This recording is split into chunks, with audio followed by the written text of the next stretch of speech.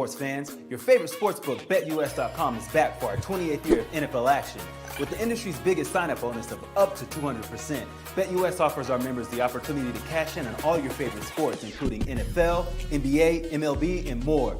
We've also got hundreds of new casino games, including the coolest new European slots, and our live dealers are waiting for you at the table. Sign up at BetUS.com today to get into the action. BetUS, where the game begins.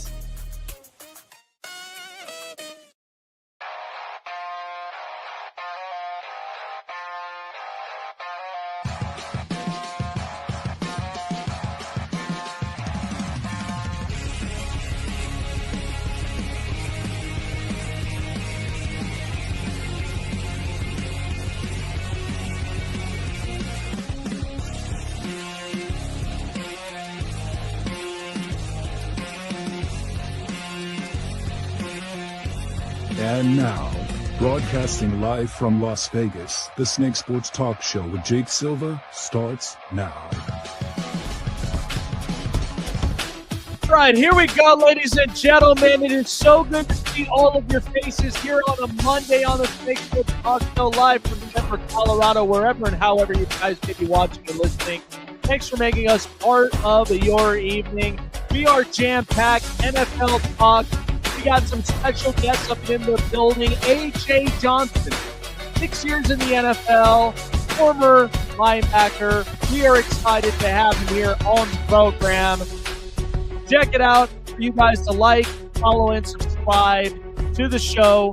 Keep you up on updates on future and past episodes, guys. We are really excited about this one here tonight, but there was a lot that we have to break down. So while we're awaiting our guest up from here, we've got 11 views here up and onto the show, and we continue to grow. Let's double it down.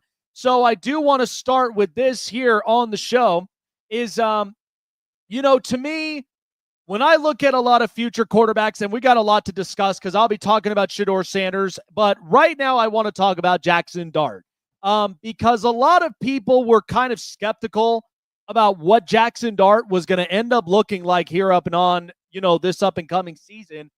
But to me, he landed in a beautiful situation in New York. You're paired up with Brian Daboll. The Giants offense is going to look completely different, and it'll look a lot better and cleaned up. So Jackson Dart, what an impressive start that it was for him. 12 of 19, 154 yards and a touchdown. So Jackson Dart, the way that I describe this is similarly with what happened with Josh Allen in Wyoming, is because Josh Allen had a strong arm, was capable of throwing the deep ball, but we knew that there was a lot of mistakes that were being made. And that is where, with Brian Daboll and a couple people in the building with coaches, this was what was going to help him. And so coming into this situation for Jackson Dart is a lot better. And you got Brian Daboll, who has worked with Josh Allen in the past to where you have turned a lot of those mistakes that he had up in Wyoming and Jackson Dart up in Ole Miss. You turn a lot of those mistakes into completions and touchdowns. That's the best part here. So for Jackson Dart to look as poised, accurate, and throw the ball as well as he did in this preseason game shows a lot of promise here. But we know the Giants are not going to be automatically a winning team, but they will be better than what last 2 years has given us. I mean, since they last made the playoffs with Daniel Jones. So my biggest focus on this is I want to see more of the reps from Jackson Dart to ensure he's accurate, he's poised, but we know that they're going to start this year off with Russell Wilson. There's no doubt about that because at least they have a veteran, competent quarterback who understands what they're trying to do. And for the Giants, they are in a position where they're trying to find out who Jackson Dart is. Is he going to be the future of this franchise? Or will they have to maybe potentially look at a quarterback in the next draft? Because the Giants, they've got a scary defensive front I really like with Abdul Carter. And then, you've got Kayvon Thibodeau and Brian Burns. And with Dexter Lawrence. They got a scary front. Now, the other thing is, too, parts of their secondary has improved. So the Giants, to me, are making the steps to get consistency up and into the building. And I told a lot of people, I'm like, a lot of this heat is not going to be pertaining towards someone like Brian Dable. It's going to be pertaining toward their GM, Joe Shane. Because if you think about it, everybody watched the viral clips. They watched the clips from the Saquon thing to where he goes to his rival team and wins a Super Bowl. And then they end up going to the draft and where his son, young kid, points out about quarterback. Dad, we need a quarterback. Like, we need somebody to build consistency up and into this building. And yet, last year was disastrous because Daniel Jones clearly didn't work out for them. They were completely in a dumpster. And that's where things really fell apart. So now the Giants have to prove to themselves, hey, we got a rookie quarterback that we really do like, and we believe that he is part of this future. So that's the part that they are trying to figure out. And if Jackson Dart, if he comes around and he has a few starts where he looks really poised and he looks a lot better in the pocket, then I give him the credit. But this is the kind of stuff that lots of teams, and this is why the Cowboys got to get this deal done with Micah Parsons, because here's the thing. If they don't get it done, and I presume they will get it done, but the thing is, if they don't, then you are now going to be sitting into the back seat with your rivals, Philadelphia, who are a well-ran team, the Washington Commanders with Jaden Daniels, because that Terry McLaurin stuff is really solvable. Okay, they'll get a deal done because you cannot afford to have this guy walk out the building. And then third, if the Giants really hit at their franchise quarterback, now you're going to be having to face Jackson Dart now for twice a year. And you're having problems with your pass rush. That's the stuff that Dallas does not want to be a part of, okay? They do not want to end up messing this up. So that's why I kind of see them in this position. But the Giants, they'll look a lot better. They'll look much more poised. And if this works out with Jackson Dart, then I'll be excited about that as well. All right, let me talk about Shedeur Sanders here for a second, because lots of people, and this is why I often tend to put the media on blast for certain things, because to me, lots of this narrative, this is why people really have to mean what they say and say what they mean when it comes to, to the sports industry and the media itself. Because Shedeur Sanders, what I saw last night was exactly what I presumed was going to happen. It was watching Shedeur Sanders be the quarterback that I had presumed he'll look like. Okay? Because Jackson Dart, like, he looked very poised. I am happy about his future. Shedeur Sanders, I am happy about this future. Because the thing about Shedeur Sanders is he's trying to prove to the entire media and the sports world, hey, I can play. I don't care what you have to say about me, and neither about what's associated with my family, even with my dad. So Shedeur Sanders, when he came into that game, poised, accurate, and possessed everything that what an NFL quarterback is supposed to do. But the thing now that people are continuing to do is that they're feeding into new stories now about Shedeur. And this is where I'm like, this is so comical, because Shedeur is unapologetically himself. Okay? Just because you may not end up understanding or you may not like some of his character, some of his stuff, does not mean that he won't work as an NFL quarterback. Because once he hits the field and he becomes accurate and he becomes better than what a lot of people believe, then he's the steal of the draft as a fifth rounder. No question. And Cleveland understands this too. So that's why I'm like, when it comes to media as a whole, it's just so comical, in my opinion, that I just don't really know what to make of it. But like I said, I will say this. This is kind of the stuff that I've told a lot of people. I've broken Shedeur Sanders down by the quarterback, not by the person, Okay?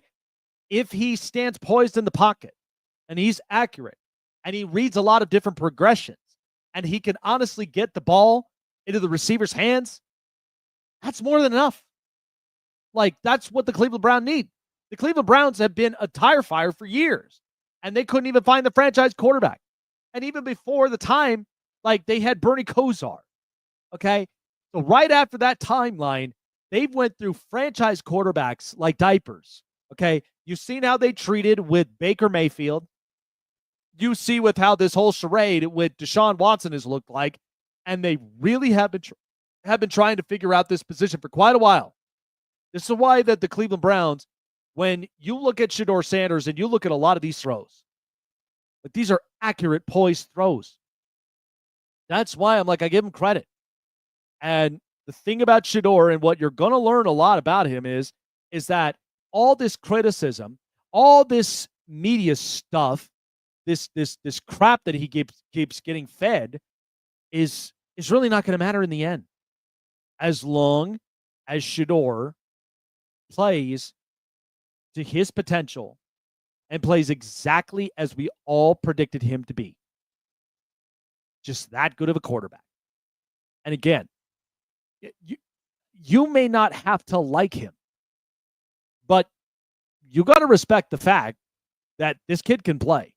I know it's preseason, but still, I would understand it if it was completely different in the narrative. But to me, I've seen all that I've needed to see with Shedeur. And everybody is all thinking the same exact thing, whether they're quaking in their boots or whatnot. But Shedeur is the real thing. So whether you like it or you don't, you got to respect the fact this kid can play. And so, and the other thing that I'll also be talking about, because he ended up confronting a reporter. And lots of people are all like, all the media people are all like, man, he shouldn't have done that. I'm like, do you understand what these athletes have to deal with on a daily basis? I don't get it. And to me personally, it's like they're just trying to find all these agendas and narratives just to make me feel a certain type of way, but that's not going to work. So, and I mean, like I said, I've seen all that I needed to see with Shedeur. I mean, he looks like the real thing. He'll have a better offensive lineup in front of him after all of the duress that he's had to deal with here in Colorado. Okay. And he's got better weapons. He's got a very good run game. So if you're going to continuously throw this narrative out, I just think it's comical. All right. Got a good show here tonight. AJ Johnson joins us here later on up and on the show.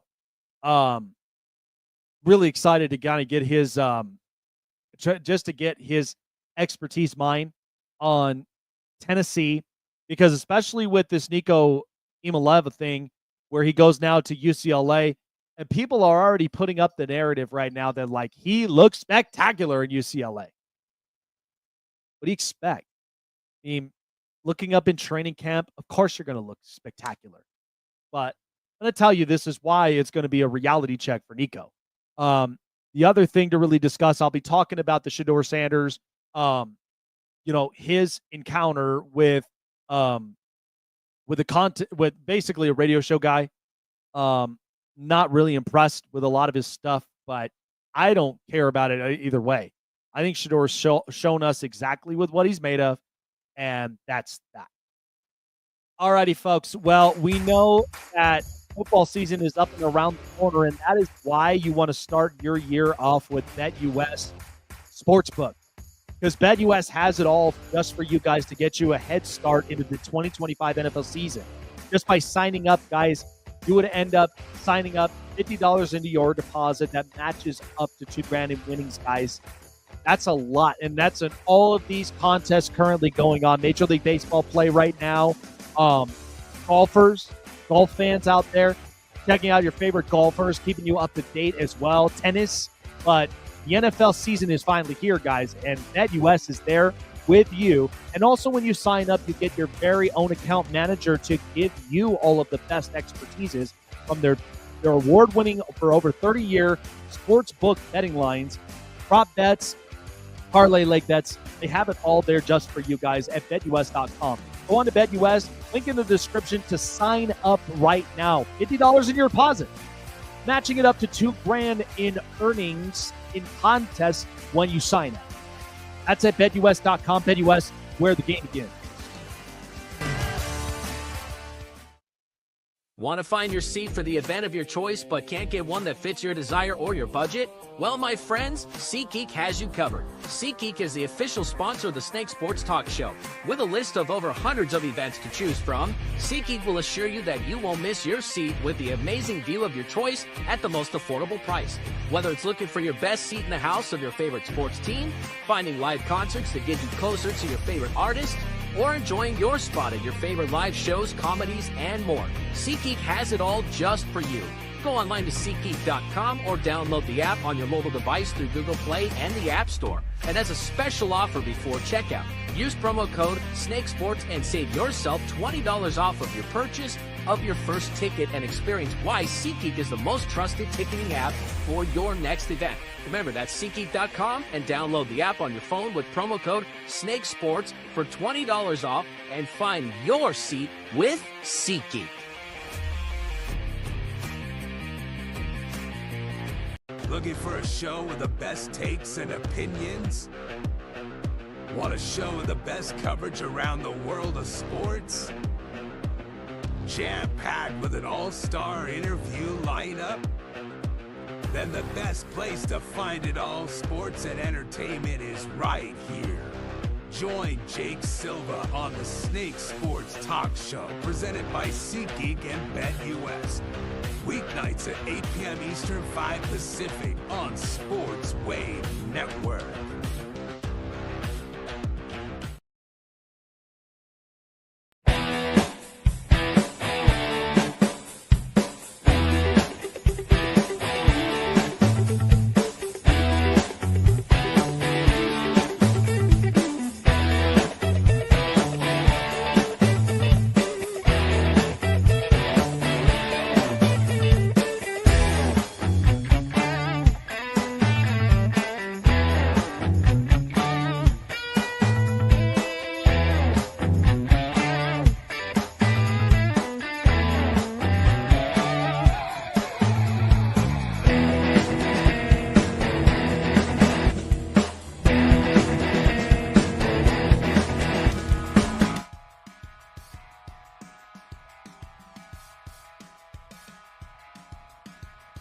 Back here up and onto the Snake Sports Talk Show, guys. To me personally, when I look at Nico Imalava, and I went on the air and I ended up, I spoke my word. Because to me, Nico, I think he's a very good kid. I don't wish no ill will, especially for any player or, any program or any team. Okay? But we know that this upcoming college football season is going to be a test. And it is going to show a bit of a reality check for Nico.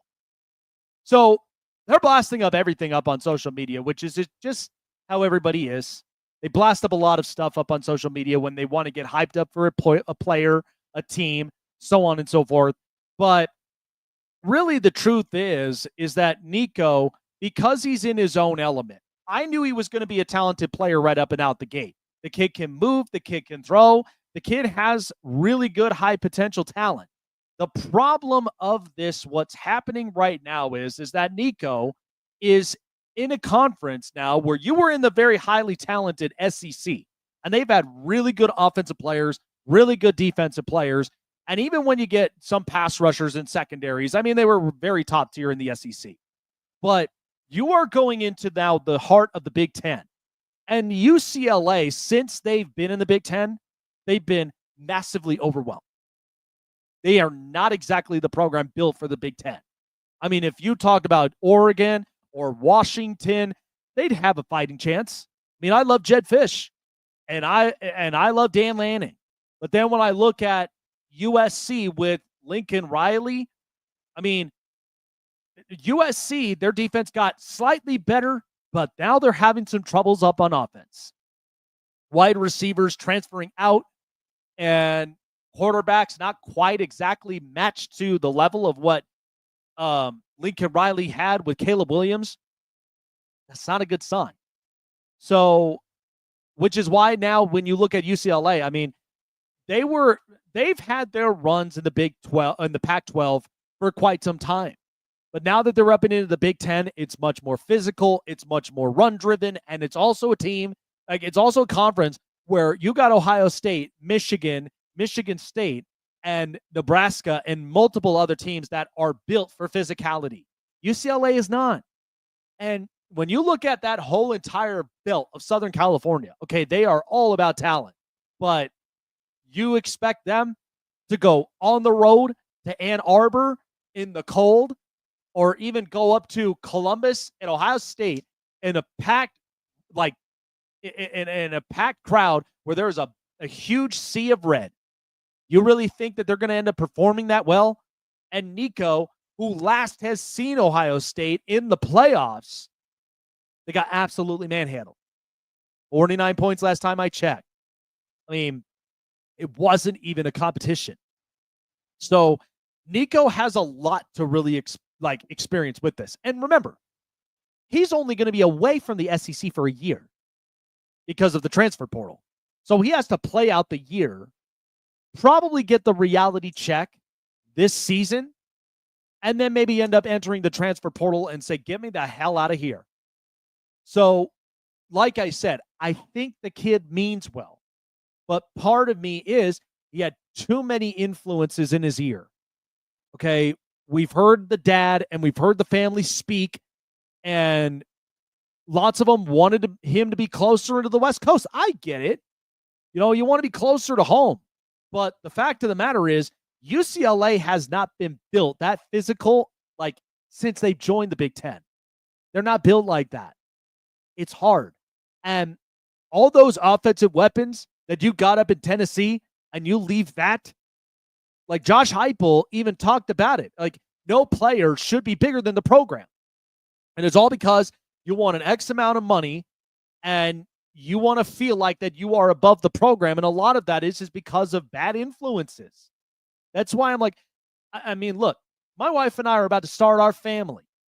And one of my biggest things, one of my biggest advices that I would love to give to my kids one day, when they're old enough, they're in their adulthood and they're about to start college, is I will want to provide them the tools as much as I know.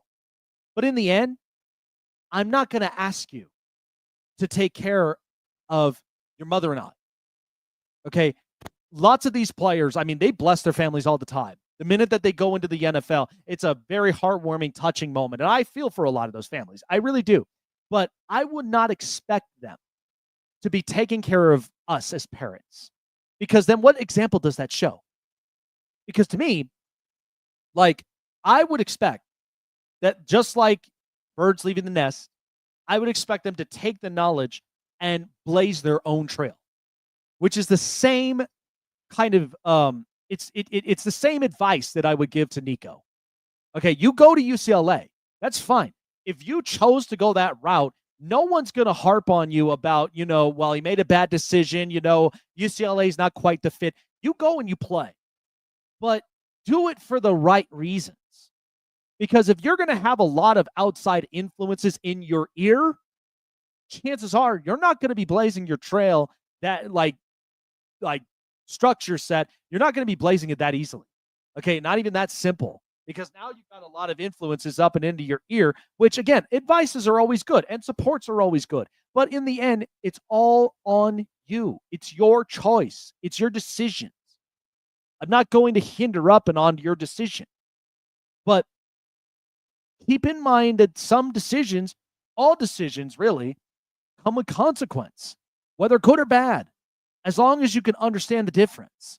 So that's why I just think this up-and-coming college football season for UCLA is not going to be as simple as people think. And look, you could go ahead and hype up on media all you want about, oh, Nico looks so good. He's running around out of the pocket, and he's accurate. He's poised. He could do everything right. But once you get into the season, and like I said, that schedule's hefty, man. I don't expect UCLA to come out right about the gate that easily as a program to be lighting a bunch of teams on fire. I don't expect that at all. Let's get to the news.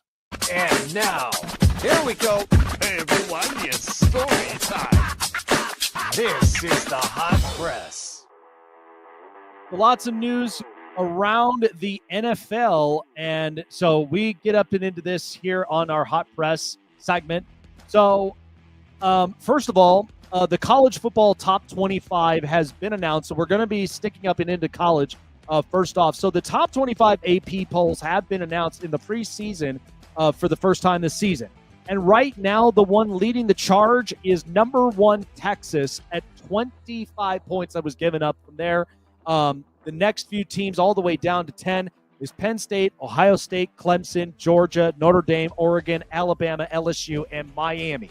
So Texas is now basically on the map as the top team, as Arch Manning and company now take the helm for the 2025 season. And so this is going to be really interesting for Sark and for Texas and even for Arch Manning. So the Longhorns, they have their August 30th opener against the defending champion, third-ranked Ohio State in Columbus. So this is going to be really interesting this season. But I looked at the entirety of the top 25, and there are a bunch of teams I probably would say they wouldn't be in the top 25 at the for very long. I don't understand why, Miami is there up at 10. I mean, not to disrespect them, but I didn't like the defensive play.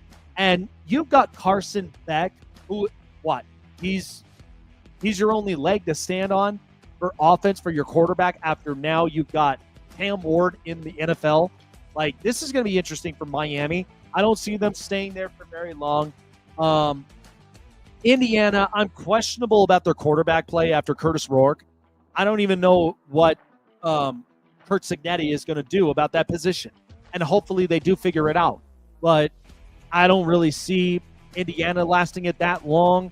I think Ole Miss, I'm questionable about Ole Miss as well, because without Jackson Dart, that is going to be an interesting program. And they were a team outside looking in after a lot of their struggles that they had last year.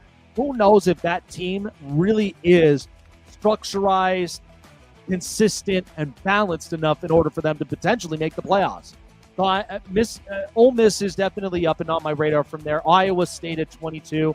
But I will say, hopefully Tennessee at 24, they'll figure themselves out, especially without Nico now. And Texas Tech. Texas Tech is going to be a really interesting team this year. Defensively, offensively. Oklahoma at 18. I really do like John Mateer. I also like a couple of the receivers that they ended up getting as well. But they are going to be an interesting team themselves. So Texas leads the helm now at number 1 with Arch Manning. That's what they're going to end up doing from there. All right, well, getting into the NFL. There was a recent news that had broken out where Landon Dickerson is having the procedure on his meniscus, and something that could potentially become threatening for the season. So Pro Bowl guard Landon Dickerson is going to undergo a minor procedure on a meniscus injury to his right knee in the coming days. He will be considered week to week with the goal of returning to Thursday Night Football game September 4th against the Dallas Cowboys. So he is shooting to start this season. So he was helped off of the cart, off the field and into the cart at indoors after suffering an apparent right leg injury during the team's opening practice on Sunday night. It had occurred late into the 2+ hour practice at Lincoln Financial Field, where he went down on the ground on a pass play with Jalen Hurts and finding Saquon in the flat on the opposite side of the field. Crowd itself went silent. So Landon Dickerson, Pro Bowl guard, that's quite a loss. But they are taking into precautions as much as possible about the injury, how things are really going to pan out. Kind of interesting here what we'll see from there. But yeah, that meniscus, that's not fun to play with. So hopefully in good health, he'll be okay. But yeah, that's going to be hard. It's going to be hard to come back from an injury like that. By the way, news from San Francisco as well. So we got some news surrounding wide receiver Brandon Ayuk for the 49ers, as they're hoping that Brandon Ayuk will potentially make his return back in week 6 of the season after he ended up tearing his ACL last season, sidelined. So Brandon Ayuk, in the midst of a rash of injuries that has hit the star wide receiver, Kyle Shanahan offered the closest thing to a return date here today. So suffering the torn ACL and MCL on Ayuk's right knee, they're hoping that he would be able to have him back by week 6 of the season. So Kyle Shanahan is optimistic on this. Really interesting up and on it. Here's also a bit of a listen from what we have gotten on the latest on Brandon Ayuk.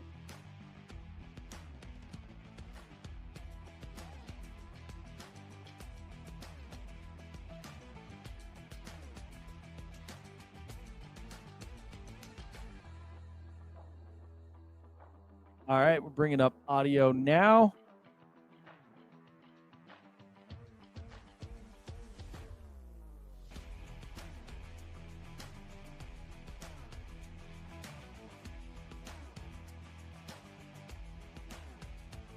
Okay.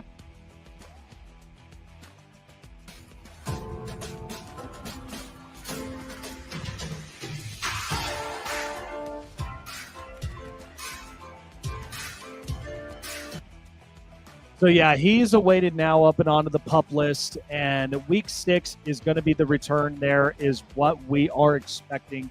So, I don't even know how Brandon Ayuk is really going to look like after the torn ACL because a lot of receivers, they don't quite look the same after this. So, I hope for positivity for Brandon Ayuk and hoping that this is not an injury that could potentially go longer. But week 6 is what they're expecting. So, Ricky Pearsall, and Jacob Cowing, the rookie receiver. So there's going to be some expectations for a lot of these young receivers. So it's going to be interesting, but we'll wait and see. All right, that was the news. And now, here we go.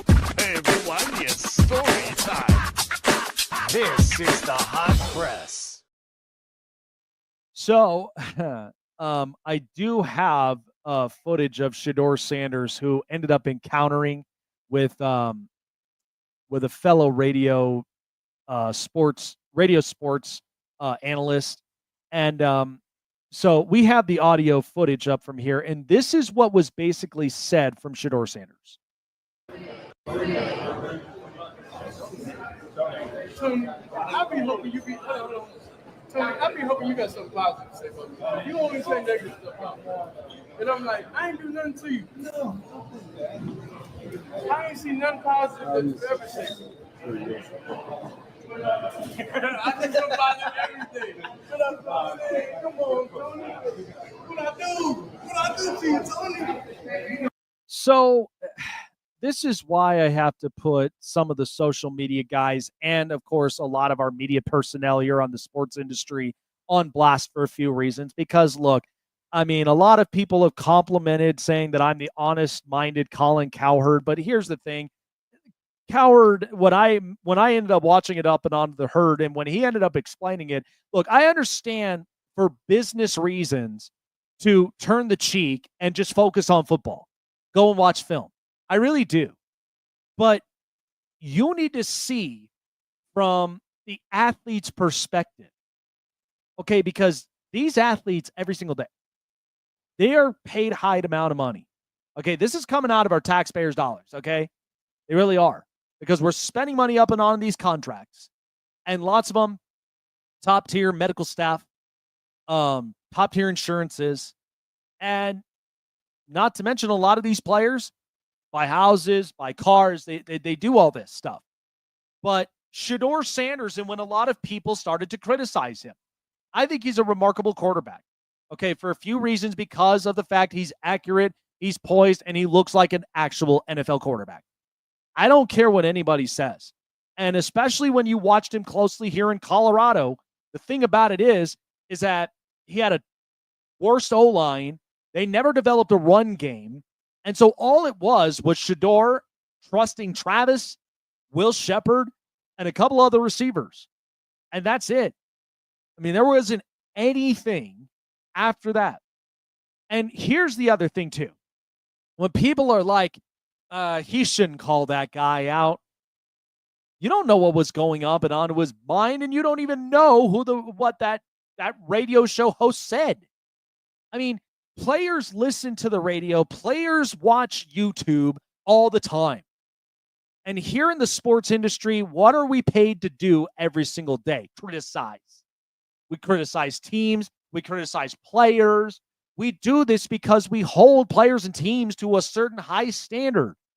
I mean, you're paid X amount of money. And unfortunately, living in a caffeinated society, we are so quick to judge. It's annoying. And to me, it's exhausting, which is why I'm like, pump the brakes here for a second before you make a falsified judgment. Like, to me, I had got nothing on Shedeur Sanders. I don't. Because at the end of the day, the dad, when it came to being the PR guy and when it came to taking the word advices from him, I mean, everybody's upbringing is different. Deion Sanders' pressures are completely different than his kids. Okay, Shedeur is now dealing with fifth round quarterback and is dealing with, I don't really like his mentality or his attitude or all the rest of this other stuff because, I mean, once you get him away from his dad, he's a completely different player. And then, by the way, Shiloh, he ended up not recruiting his dad as his agent. He fired him, and they went and got a new agent, and right now he's fighting for a roster spot in Tampa, and he looked really good. Sometimes kids have different upbringings too. Okay? Just because if I had an upbringing that I'm trying to send to my kids, what example am I sending? I want them to be able to succeed. I'm not going to, like, vast majority control all their stuff. That doesn't do me anything, and neither does it really help them grow. So here was Shedeur Sanders afterward.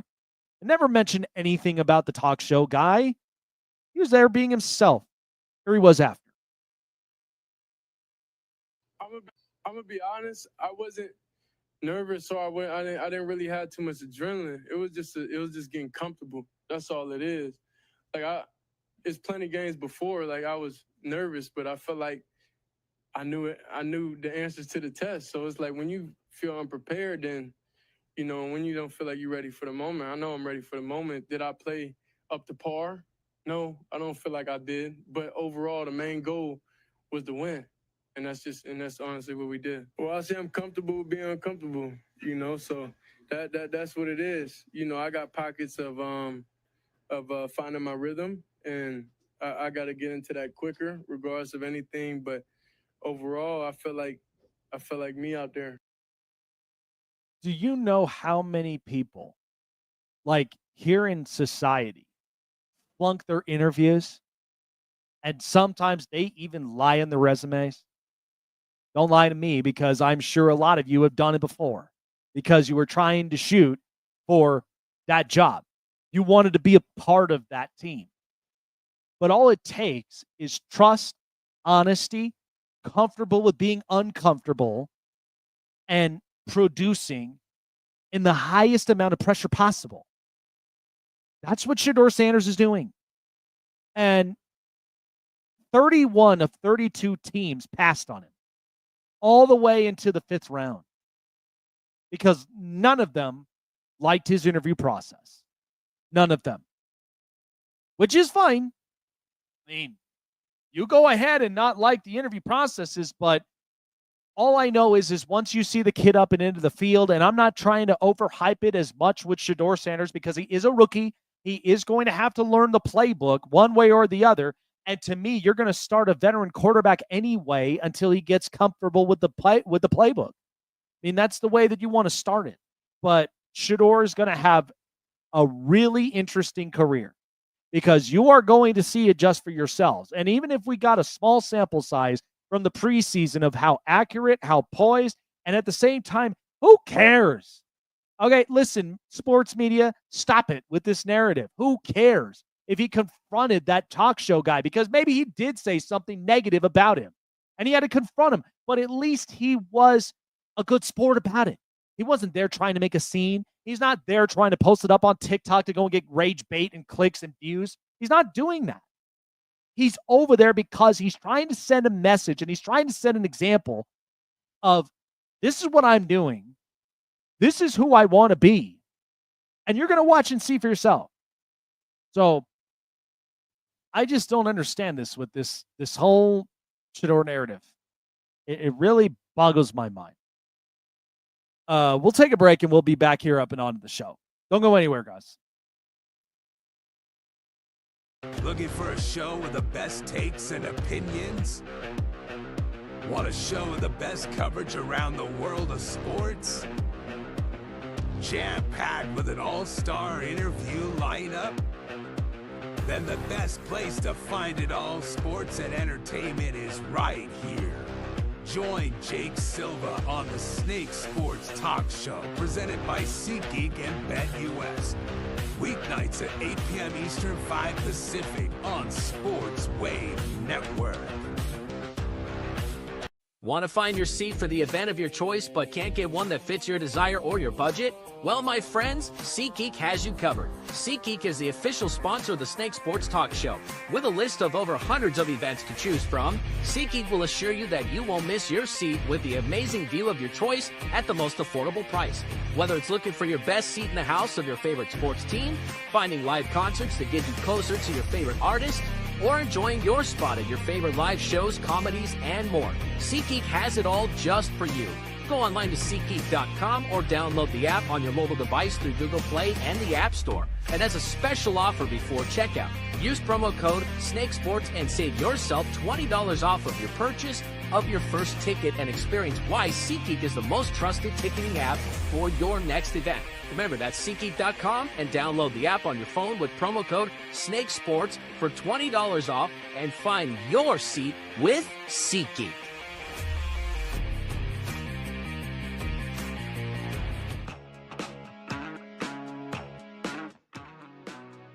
Back up here and on to the show. Good to have you all.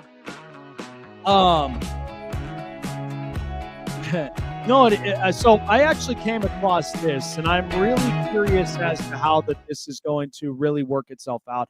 Because, listen, when I grew up as a kid, I've watched multiple streaming networks.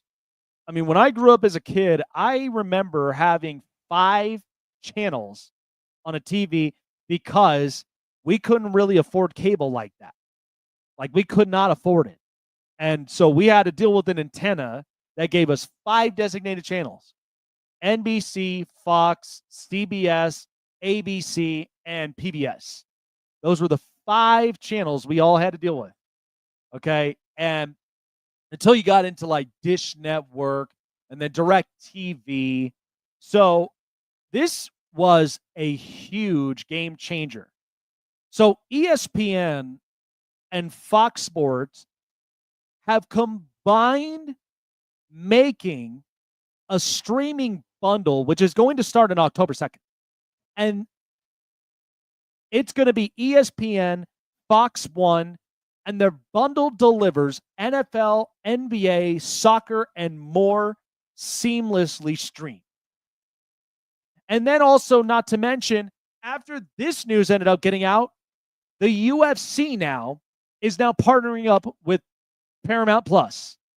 And ever since this got introduced, when streaming and podcasting and so many other different things have been happening, television, radio networks, they have been trying to get on this thing for years. Okay, it's revolutionized. Everyone now has a podcast. Everyone now basically has everyone's got social media. Everybody's got ways to spread news around. I mean, everybody wants it now. Okay, caffeinated society, like, we're guilty of this because we all have Amazon Prime, right? So we all want our gifts. We all want all that we purchase right now within a day.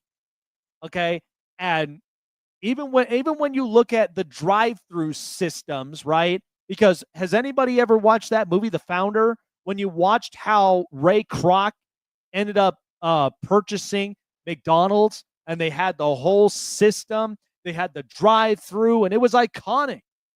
He wanted to make it into a massive gold mine. I mean, it's a heck of a movie. Check it out. But the fact of the matter is like I've watched ESPN, I've watched Fox Sports, I've watched CBS Sports, I've watched even NBC. I've watched every single major television network known to man. Okay? And like it's insane. And so now, to simplify this, now you've got both major networks, ESPN, Fox Sports, working hand in hand. And now they're coming up and into a deal where they're getting them into the streaming service business, because how many VPN services do we have? I am not going to end up discussing it any further up and on the program, but all I know is there's a lot of them. There's a lot of them. It's crazy. But this is quite a game changer. So they are going to launch $39.99 per month of a streaming bundle starting October 2nd. It is now the new direct-to-consumer service. Thank God they were able to figure this out. But to me, I am just like, we are the fans. We are also, many of us, even including myself in the sports industry, we love stuff like this because you want two of the major networks to go hand in hand. I mean, when you get rid of this mentality of red versus blue, black versus white, why not come to the gray area together? You're two major sport networks. The only thing we hope, we ask of, is that some of these shows bring out the quality instead of the quantity. The quantity and the money is all going to come, but if the show qualities are just asinine and it's irrelevant, you know how many people that I've spoken to, even up and into the sports industry and outside all the fans, they constantly can't stop talking about a lot of these people that are in those chairs who are speaking irrelevancy when it comes to certain sports. It's like they're all like, stay in your lane, bro. That's literally how it is. But at least for a lot of us, like myself included, we're all on the outsides. And so I don't really fixate on stuff like that. But I do, for the sake of my audience, I'm all about balance, unbiased, and reasonable takes. Because I don't want fans to basically be fed the same exact plate that they're getting every single morning. The minute you watch First Take, the minute that you watch like several of these other shows. I mean, Fox Sports ended up cutting off a few shows, and they let a lot of people go. And ESPN, they've been recruiting like crazy. And so it's like, can't y'all just come up with an idea? And sure enough, look at that. Look at that. And now UFC being a part of the Paramount Plus network. So now you're going to have another network up from there because everybody watches Paramount Plus, I'm sure. I mean, how many streaming accounts would you possibly have? Netflix, Hulu, YouTube TV, all this. Eventually, we're going to come into a position where we may actually get all combined in one. But you also got to remember where all these companies started, all from the ground up. You know how many times that Netflix has been rejected by many people because a Blockbuster, they got it all. Then once they got to streaming, there's only one location Blockbuster, and that's in Alaska. Like you got to dig into the heads of some of these guys. I mean, it's quite remarkable, crazy. So this is interesting. So this was actually put together. So they were ranking of the 1 to 34 quarterbacks, and they're all top tiered from 1 to 5. So I think this is interesting to consider. I looked at this top 34, and a lot of them that are up and onto the bottoms are reasonable. I mean, Kenny Pickett, Spencer Rattler, Anthony Richardson, Joe Flacco, Daniel Jones. I don't need to go any further. But here's one of them that I think is interesting. So to narrow it down for you, the tier ones include Mahomes, Burrow, Allen, Lamar, and Stafford. Oh, isn't that funny? Because isn't this just about the same top tier that I made with quarterbacks at one point? Yeah. None of those are interjectable. Like The only ones that you can interject would be between the 2 and 4. Burrow, Allen, and Lamar. Those are the only ones. All the way up and into tier 2 from 6 through 14 includes this. Jaden Daniels, Herbert, Goff, Stroud, Hurts, Mayfield, Prescott, Jordan Love, Brock Purdy. So what does tier 2 have in common? They got quarterbacks that we know can win, but ideally the situation has to be precise. It has to be precise for them. So Jaden Daniels, he's got Terry McLaurin, and he came in as a quarterback with brand new coach, brand new GM, brand new ownership, and it was just moving for the entire state of Washington. Okay, it was moving for Washington, D.C. And then Justin Herbert didn't have a whole lot of weapons last year, and now he's got an overhaul of weapons. These guys look promising, especially if they're rookie receivers. So, and Herbert, by the way, has thrown for less than 50 interceptions since he's been in the league. He's going into year 6. Jared Goff, by the way, he's been to a Super Bowl. He's gone to NFC championships. And the only thing is, I mean, look at how efficient that Detroit Lions offense really is. CJ Stroud, he is going to continue to climb. And the only reason of it is because he's got 2 playoff wins. He looks like a very accurate quarterback. And most people give him crap because of the fact of like, well, sophomore slump. I technically believe it's not a slump. Just because the offensive line was below tier. Like, I'm not going to hold that against him. What's interesting, though, Jalen Hurts. And Jalen Hurts has won a Super Bowl. But what a lot of people don't realize is that Jalen Hurts is not out there breaking records. Okay, he is serving to be the quarterback in which high talented offense all around him. Line, weapons, running game. Like, he has all of that. You don't need to push Jalen Hurts to go and prove to himself that he's Superman. That's what Nick Sirianni and company have all been telling him. Now, it's going to be completely different because the Eagles are probably going to be looking like potentially an 11-6 team, 12-5. They're going to get tested.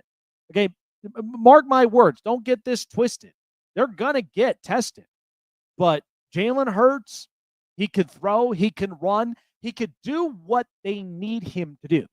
But they're not asking him to be the savior of the franchise. They're just asking him to be the Uber driver to a Aston Martin and just don't crash it. That's all it is. Baker Mayfield's in a very good position in Tampa. I mean, since Cleveland, he's won playoff games. He's taken Tampa to a playoffs, won a playoff series, and he's honestly looked like the best version of himself. And we knew that he was a top-tier quarterback. Like, a lot of people just didn't want to build their franchise up and around him because he's kind of cocky, he kind of comes up a little arrogant. But the thing is he's like, try me. I will pass the test. That's who Baker Mayfield is. He's unapologetically him. Dak Prescott, by the way, accurate quarterback, capable of throwing for over 4,000 yards. That's why I think this season with Dallas, the offense is going to be really interesting because now you've added George Pickens to this offense, and I think he's going to have a Cortland Sutton season. 70 to 80 catches, over 1,000 yards, and 7 touchdown scores. Like, is that reasonable enough? Like, between him and CeeDee Lamb, George Pickens, he'll get his meat of it. And then finally, the tier 3 involves Kyler Murray, Aaron Rodgers, Tua, Trevor Lawrence, Geno Smith, Bo Nix, Sam Darnold, Drake May, Caleb Williams, Bryce Young, and Kirk Cousins. And the thing is, what I like about Geno Smith is that Geno has been a journeyman in this league, and with Pete Carroll with him, Pete Carroll took a chance. And did you know that Geno Smith, when he has a very good running game, his quarterback rating is over 105? And the only reason of it is because they're not overly relying on him to throw the ball. They want him to have a healthy run game, have a really good offensive line to protect him so he can distribute the ball. And now this year, it's going to be interesting because now you got Brock Bowers, Michael Mayer, you got Jacoby Myers. You've got some weapons up there and around you. And Geno Smith, he's going to do whatever it takes to distribute the ball. Bo Nix at tier 3, and this is what's going to be interesting because here in Denver, the Broncos are going to be tested. And Bo Nix in his second year, what I love about this kid is he's got a good head on his shoulders, accurate, he's got happy feet, and at the same time, like, people are questioning and wondering what the offensive weaponry is going to look like because, you know, you've got Cortland Sutton You got Marvin Mims. You got the rookie Pat Bryant from Syracuse. What are they going to look like? And then not to mention, is the run game going to be efficient enough when you've signed J.K. Dobbins, you drafted R.J. Harvey? Denver's got a lot to think about, but the defense I love. Now, I did not see a whole lot from Drake Greenlaw, but Talanoa Hufanga, Jade Barron, and a lot of their whole secondary with Brandon Jones and them, they look really nice. And so I expect Denver, their defense, to be really good. Aaron Rodgers at 16 is interesting because I think we're kind of seeing right now Aaron Rodgers is not the top-tier quarterback that we remember years ago. Like, he's starting to slowly erode. Like, he's thrown more touchdowns than picks, but the thing is, the interceptions are going up than what he's normally used to. I mean, after the last year in Green Bay, signs of erosion was coming for Aaron. And at the same time, Aaron's just an interesting guy. Could he be fully invested in a team? I don't know. And Pittsburgh is in such a wonky situation with their offensive line I don't trust. Run game is questionable. I don't even know if they figured out their D-line for the future because from what I looked at from Derek Harmon, that looked rough. But Pittsburgh, they love their defense. That's all that they got going for them. Now, the two, and this could be potentially three, the two quarterbacks who can honestly make this jump is Michael Penix and J.J. McCarthy. Because both quarterbacks have something to prove within themselves. This is technically their rookie year. Because Penix only played in 3 games last year. Accurate, has really good pocket awareness, and could distribute the ball accurate, fast, and quick for a lefty. Like, bigger, stronger arm, and much more accurate than Tua. And when a lot of people criticized about his previous injuries from both Indiana and in Washington, that didn't matter because Penix, as long as he's got a really good offensive line and he distributes the ball quickly, Penix will be fine. And now Darnell Mooney, by the way, what a steal that he was. Darnell Mooney came in, played well, and made it work. And you're hoping that Kyle Pitts, he finally pops. You're hoping that Drake London is who he is in Atlanta. So that's going to be interesting to watch. But J.J. McCarthy, what a lot of people are not talking about and what people are still continuing to criticize, J.J. McCarthy's not going to be built for the NFL. Are you serious? With an offensive line like Minnesota has. Okay, and they addressed it. Will Fries, Ryan Kelly. The run game with Aaron Jones and Mason and Jordan Mason. Jordan Addison, TJ Hawkinson, Justin Jefferson. It's a loaded roster. And when I watched J.J. McCarthy, there wasn't a whole lot of snaps. But I think the process is because Kevin O'Connell is trying to make it a slow cook. Like I told everybody. And I actually used this from a friend of mine's phrase. It's not mashed potatoes. This is not instant grits. This is not rice. This stuff takes time to cook. You do realize J.J. McCarthy came off of an injury, right? So he has to find his rhythm and his composure and his confidence. But J.J. McCarthy, if this all pans out well, Minnesota's got the franchise quarterback. They're going to have it. And Justin Fields, by the way, the only thing that questions me about it is his ability to stretch the field. Accurate, great. Runs the football, great. Stretching the field, questionable. But maybe there wasn't a whole lot of those plays where, just like with Aaron Glenn, he's trying to establish the run game. He's trying to figure out his offensive line. And at the same time, do we got to get a second weapon?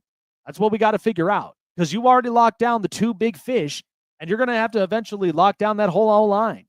So there's a lot of it up and into this. But I thought that this list, there may be a few changes I'd make from here, but I think this is just about as accurate as you can make it. But people want to continue to throw this Justin Herbert slandered, and yet he's 7. I'd put him there the same way. I had him right there at number 7. I don't understand what people are all just freaking out about Justin Herbert being 7th best quarterback. So, I'm telling you, sneaky MVP season. I like what I see from the Chargers. I really do. All right, folks, that's going to do it here for me on the Snake Sports Talk Show. Thanks for joining us here tonight, guys.